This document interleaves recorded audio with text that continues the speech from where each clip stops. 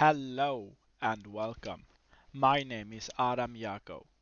In this tutorial, I will show how you can serialize XML in a generic class so that you create a class or a method to say that is really generic. So it's reusable everywhere. So you can reuse it for different type of objects so you don't have to code the same code repeatedly. So what do we have here? In my previous tutorials, we created a getAllPerson that returns a list of person, and a list of person is basically first name, last name, and age, but we're ignoring the age. If you haven't watched my previous tutorials, I will put them in my description. Please watch them before this one. What we're doing here is that we create an XML serializer of type of list person, and we get the path where we want to create the file, and then we create the file. But what happens in the future if you have another object that is called person, like it's called gamers, for example? Then this code won't be able to be reused because here we convert it to type of list person, but now we want to convert it to type of gamers. So that here is where we can use the concept of generic methods. So I will show you. Let's create a class called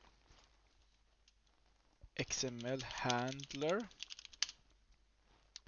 In this public class, we're gonna have a method called public void serialize. Oh, let me see how to spell that. I'm not even sure how to spell that. Serialize XML. And then we can take the code here and put it here.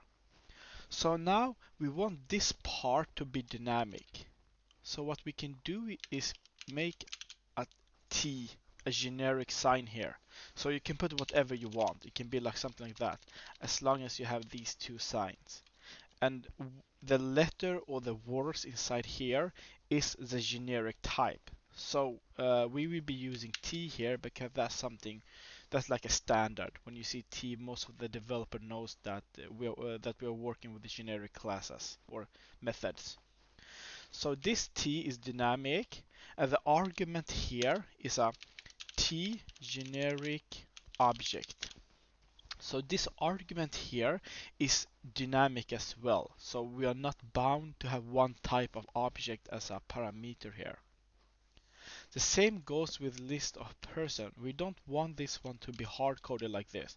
We want it to be dynamic. So what we can do then is put a T here as well. Let me put this library in this class. Let's see, system IO. Do we need that one?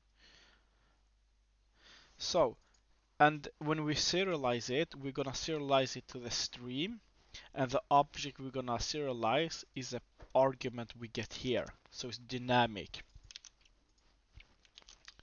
So now we have a fully generic method.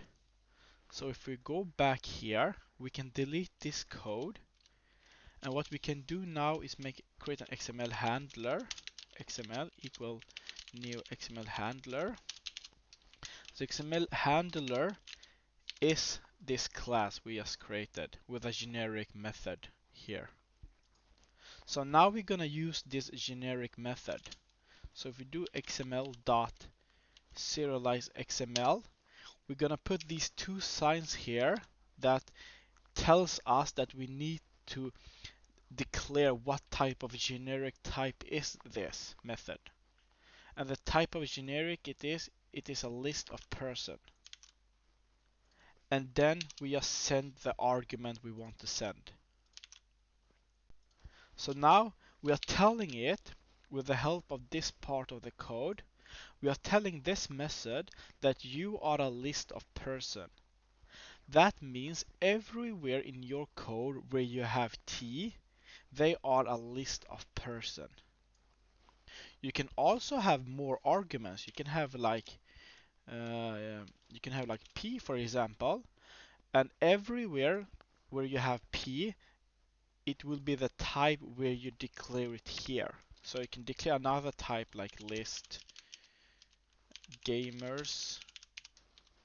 Now we don't have an object that calls gamer, but if we do this, now in this method, everywhere where we have p, it is type of list gamers. But we can remove this uh, part as well. Oh, what did I do? Yeah, that's right. It's complaining because of this p here. So that's done. That's done. So let's try it out. So now we're sending a list of person. It's a XML person object. If we go inside here, we know now that the argument here is called generic object, and it has two element in the list, and the type is XML person, and that is because we declared it here. We told it to use a list of person.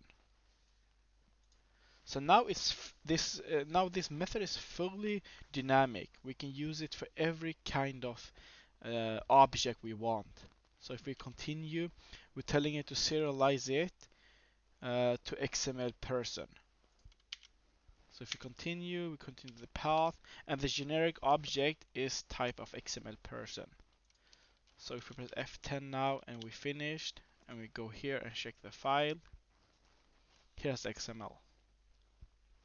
Alright, thank you for watching. This was a really short introduction about generic and how you can use it in XML serializer. You can also use this kind of method in deserializing XMLs.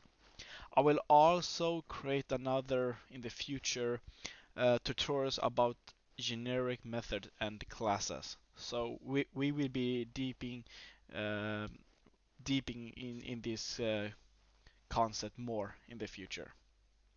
Alright, thank you for watching. See you at the next tutorial. Bye bye.